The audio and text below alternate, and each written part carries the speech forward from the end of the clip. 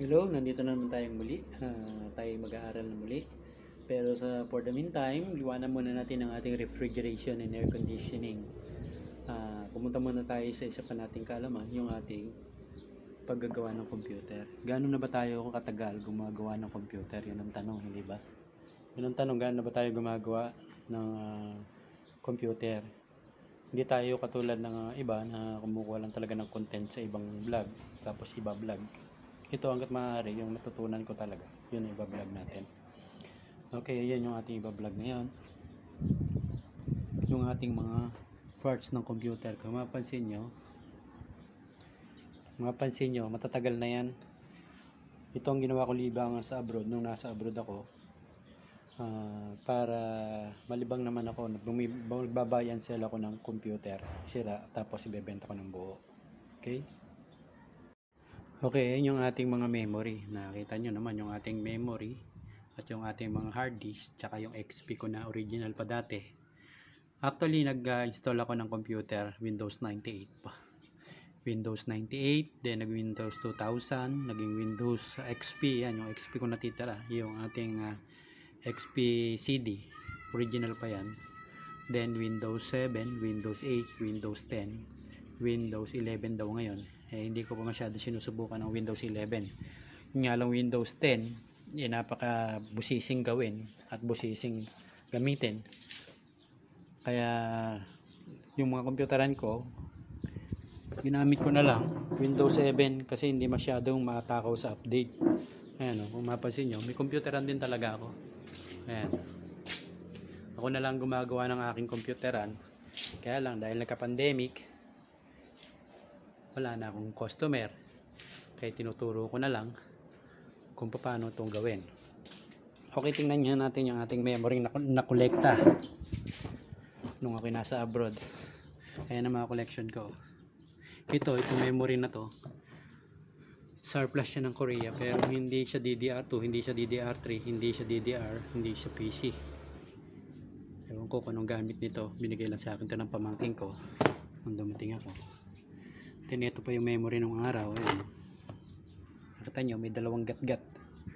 Kumpara sa mga modelo ngayon, isa na lang ang gat-gat. Ayun, ang ganun gat-gat. Ayun, may parang gat-gat sa gilid. Ayan, nakita nyo, napakadami nating memory. Ibig lang sabihin, nagpapakita ito na hindi lang tayo nang aagaw ng vlog sa ibang tao. Binablog ko kung na-experience ko buhat noon hanggang ngayon. Then kung maalala ko pa, ang mga memory lang noon, 32. Gano'ng katindi, no? 32 MB. Halapan GB nung araw. 32 MB, 64 MB, 128 MB, 256, 512. Kung mapansin nyo, sunod-sunod lang yon. Ay, sinulat ko nga. Pakita ko yung sinulat ko. Ayan. Yung memory ng araw, 32. Ayan, 32. 32 plus 32, 64. 64 plus 64, 128. 128 plus 128, 256. Ganyan ang pag-develop ng memory. 256 plus 256, 512. 512, 1 GB na. Wala na, hindi na nag-flash yung dalawa, pero 1 GB na ang tawag, tsaka 2 GB. Kung mapansin mo, wala akong nakita pa. Ewan ko kung meron kayo nakita, comment nyo na lang. 3 GB. And then, marami na rin lumabas. 8, 16, then so on. Hindi ko na yun masyadong pinapansin, or hindi ko na yun masyadong bibigyan ng pahalaga. Importante lang, may turo ko sa inyo kung paano ba pag assemble ng computer. Then kayo na rin na maghanap ng spec, kasi ang specification naman depende sa gagamit, kung gamer ba, kung pang opisina ba, kayo nang gagamit. And then pakita ko na sa inyo ito, yung PC memory, DDR1, DDR2, and then DDR3. Yung DDR4, hindi na rin ako bumili ng DDR4 nung dalit sa computeran ko, hindi na ako nag-develop. Pero siguro kung nagtuloy-tuloy yung ating walang pandemic, baka bumili na ako ng computer na DDR4. Ayan, yung nabili ko naman sa Shopee. Bagong-bago ito. Nung binili ko sa Shopee Lazada. Dalawang 8GB. 1.5 ang halaga. Ilang araw lang, nasira na. Wala, talagang gano'n. Pag bumili ka sa online, at lalo mamarahin, hindi mo pakikinabangan. Okay, yun yung ating mga collection na memory para maipakita ko lang sa inyo.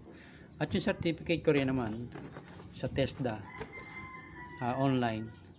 Kinuha ko lahat yun. Certificate ng computer para sa NC2. Plus birth certificate naman din ako na matagal na. Nung nag-aaral pa ako, nagtuturo. nag-aral din talaga ako ng computer. Kaya nung nasa abroad na ako, ginawa ko na lang hanap buhay at libangan yung pagbibili ng buy and sell ng computer. Ayan o. Kung mapansin nyo, ito yung aking pinakalumang hard disk. Ayan. Ayan, yung hard disk natin yung 13 GB lang. Ayan, wala ka na makikita ganyan ngayon, 13 GB. At saka, ang ating connection pa nung araw, ayan. Meron pa naman ito. Parallel connection. Ngayon, mga SATA eh. Ano ba yung mga SATA? Ito yung mga SATA. Kung tawagin nila PATA at saka SATA. Ayan, yung mga connection ng SATA connection. Yun yung mga model na natin yung SATA connection. Ayan. Ito, DVD. Tapos may parallel, may PATA rin tayo, parallel connection. Ayan, ng ating DVD. Ayan. DVD na parallel. Ito yung mga old model na. Okay. For the meantime, purpose ko lang ito. Ayan, nakita nyo naman yung akin yung mga, ito yung una kong computer sa Macau, sa abroad. Ayan o. DDR4 yan. Ay, DDR4. Quad-core yan. Quad-core na DDR2 ang memory. Kaya lang, dahil kahit quad-core na siya, obsolete na yung kanyang pyesa. Then ayan yung computer naman na iba pang naistabi ko. Maraming na ako tinapon. Hindi lang yan, tinapon ko na yung iba dahil sana gusto ko maging collection. Kaya lang, kalat. Okay, may pakikita pa ako sa inyo yung bago ngayon ng mga hard disk. At yung mga hard disk mga bago ngayon. Ayan, mga bagong luma na rin pala ito. Ayan, parallel connection pa siya. At saka meron nakita nyo, ayan, yung nasa akuan. Ayan, meron pa tinatawag na jumper kung gusto mo slave o gusto mo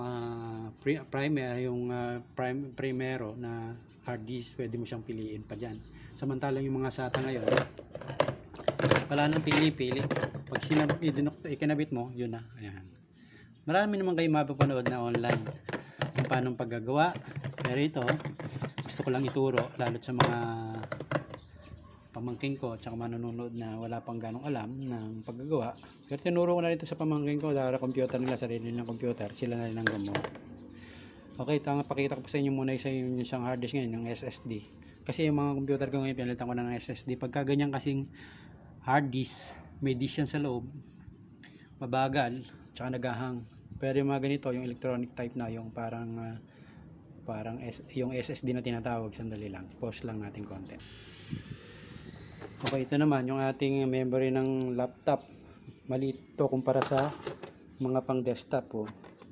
Diba? DDR3 din to, pero pareho silang DDR3, pero mas maiksi sa ating ordinary pang desktop.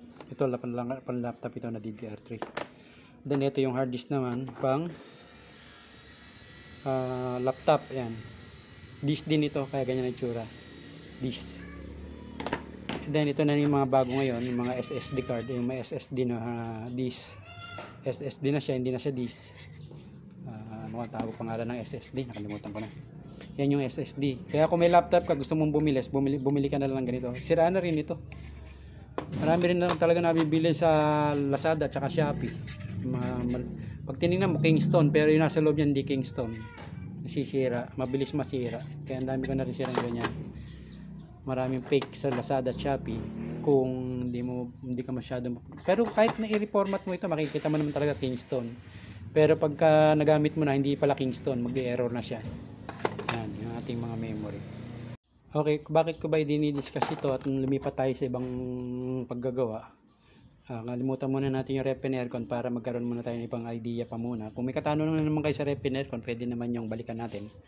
Pero for the meantime, sa computer muna tayo. At makikita nyo yung ating mga computer. Ayan, dahil nakatambak naman. Kakalasin ko yan sa inyo isa-isa. Or isa-isa. Bakalasin natin sa inyo yung ating computer para matutunan nyo kung paano paggawa ng computer. Maggagawa ka ng bootable USB, pagre-reformat. Tuturo ko sa inyo yan. For the meantime, pinakita ko lang muna sa inyo. Hindi tayo nangungopia ng ibang sa ibang vlogger. Gusto lang maipakita sa inyo na tayo talaga ay gumawa ng napakatagal ng panahon. Kasi hindi ka magkakaroon ng memory ganito, collection, kung hindi ka gumagawa talaga ng computer. Okay, sa napakahabang paggagawa ko na rin, marami na rin ako natuklasan ng mga sikreto ng computer. Pero common naman yun, pero importante, matutunan nyo rin. Okay? For the meantime, hanggang dito na lang muna yung ating video, at sa mga susunod na araw pakikita ko naman sa inyo, kakalas-kalasin natin. Pero pagkalala ko lang sa inyo, para sa magagaling na sa computer, hindi tayo ganun kagaling, ha? Based tayo sa experience at saka sa kaalaman din ng basic. Para yung sundalo, hindi ka naman ganun kagaling pagiging sundalo mo, pero pag nasa training ka na, nasa field ka na, doon ka na gumagaling. Ganun din ang paggagawa. Hindi ka gagaling sa school, gagaling ka sa actual ng paggagawa. Yan, sa dami ko na rin na event na buy and sell nung araw na nasa abroad ako, ginawa kong hanap buhay, ginawa ko libangan, dagdag income. Yan. Kaya naiwi ko pa yung aking mga memory bilang collection. Marami pa yan, kaya tinapon ko na yung iba dahil hindi ko na maikuan. Lalo na yung hard disk. Yung hard disk nung araw, ang liliit lang ng hard disk nung araw. Kaya pinakita ko sa inyo itong hard disk ko. 13 GB. Yan, 13 GB. Yan ngayon, 13 GB pa lang. OS mo pa lang, ilan na? Gano'n taas na ng GB na kailangan. Kaya kung tatanungin nyo ako tungkol sa mga spec, marami namang research na po pwedeng gawin. Pwede na natin idugtong yon sa mga susunod na araw o sa mga susunod na video natin.